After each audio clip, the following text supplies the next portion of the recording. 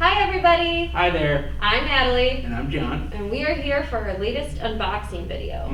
But before we get started, John, I'm curious, what are you reading right now? Well, right now I am partway through How Iceland Changed the World by Egil Bjarnason, excuse me. My apologies to our Scandinavian viewers for my mispronunciation. So it's a really interesting book. Iceland is kind of, a smaller nation, and it tends to get overlooked in the world stage. But this book is kind of how, throughout history, since its founding, it has had an important, a crucial part in major world events. Everything from, just the founding of Iceland itself, world banking, the founding of nations. It's just that it's played a small but crucial, important part. Okay, is that on your bucket list, John? Yeah, definitely want to go there one of these days. Definitely. You can tell people a thing or two what you know when you get there. So, what are you reading now? Well, John, I'm so glad you asked. I am reading The Lady and the Highwayman, which is a little bit of a romance novel, reading it for our romance book discussion group. So far, so good. It's about rival penny dreadful writers. So for those that love a good romance, haters to lovers sort of idea, definitely check this out. It's pretty good. It's pretty interesting so far. So, all right. Well, without further ado, let's get to unboxing. Yep. Let's take a look at what we got. Let's see what's coming to our shelves. I'm so excited. All right.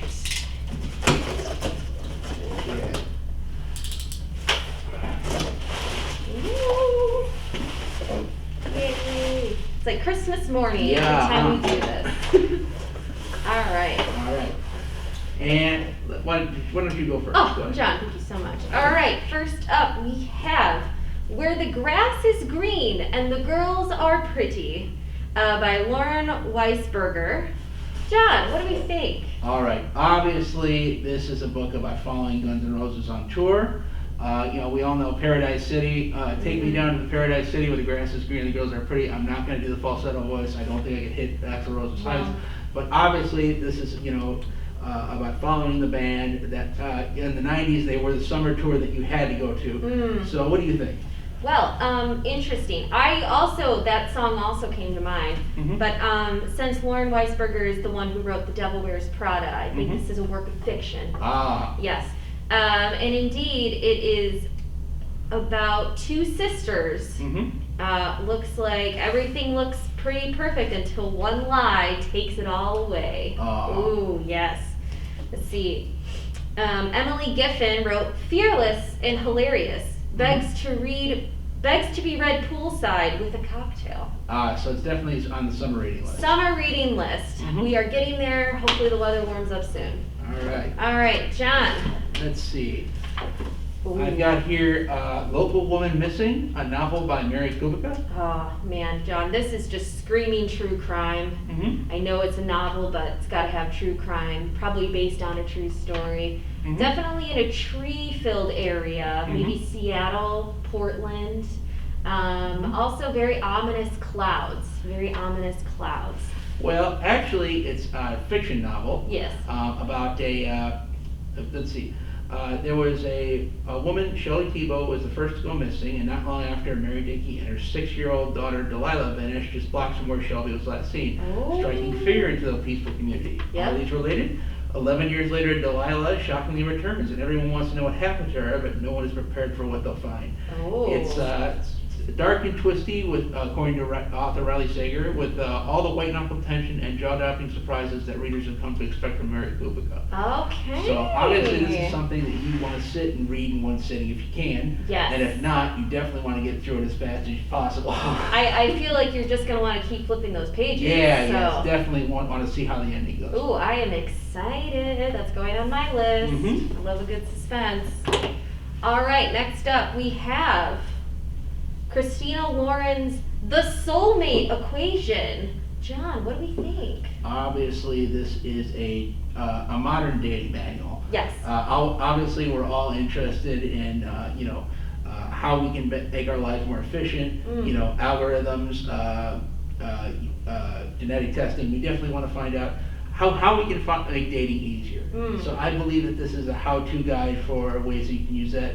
Obviously, you can use Ancestry.com. Yes. Update your Tinder matches, make it all work together for you. That doesn't sound implausible. Mhm. I will give you that much. This is actually a novel. Oh. Yes, but it is based on a fancy new dating algorithm that's based on your DNA. I was partially right. You were partially right. Mhm. Finding a soulmate through DNA, the reliability of numbers. Wow. Yeah, so it looks like, what are people saying? Emily Henry says, as hilarious as it is sweet, and as sexy as it is tender, this story is pure, irresistible magic from start to finish. Oh, wow. Yes, this is getting a lot of high praise. A lot of people already have it on hold, so definitely you want to jump on that list. But I'll probably also be reading this summer. All right. All right. And here we have The Clover Girls by Viola Shipman. What do you think?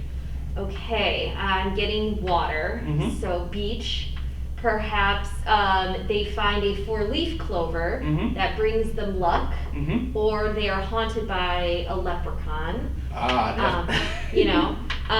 Maybe I'm thinking more maybe sort of a lucky story, like a big windfall happens. All right. Yes. Well, actually, it's about four friends who used to go to summer camp in 1985, Elizabeth, Veronica, Rachel, and Emily. Okay. They used to meet at Camp Birchwood as girls, where over 4 summers they were known as the Clover Girls because all 4 of them were considered inseparable from each other. Oh, like a four-leaf clover. Until the last summer they went, which pulled them apart. Now approaching middle age, the women are facing challenges they never imagined as teens, struggles with their marriages, their children, their careers, and wondering who they are who they see when they look in the mirror. Then Lisby and Rachel each receive a letter from Emily with devastating news. She implores the girls who are once her best friends to reunite at Camp Birchwood one last time to spend a week together repairing the relationship that they allowed to grow apart. But the women are no longer the same idealistic, confident girls who once ruled Camp Birchwood, and perhaps some friendships aren't meant to last forever. Oh, snickerdoodle. Yeah. That's a twist. Basically, it's Viola Shipman has kind of written a love song to long lost friends, according to Christy Woodson Harvey. And it's an ode to the summers that defined us and made us the people who we used to be and who we are now. I went to summer camp. Did you go to summer camp, John? I did not go to summer camp. I did go away on the summers, but not to camp. Yes, summer camp is a very like niche thing. So I understand. I'm guessing though that's a lake at camp. Yeah. Not quite a beach. Well, close enough. Close enough. All right. What do we got? Okay. Uncaring, How the Culture of Medicine Kills Doctors and Patients by Robert Pearl, MD. All right. Well, we see what appears to be a doctor holding his head. So I would guess it's about how people don't have sympathy for doctors. They tend to make a lot of money, as people tend to view about them. People don't think about how hard they work, how much we need them. So obviously this is about the mental care of doctors. Actually, John, I think you're right on the money with that. Doctors are taught how to cure people, but they don't always know how to care for themselves. In this important and timely book, Dr. Robert Pearl shines a light on the unseen and often toxic culture of medicine. Interesting.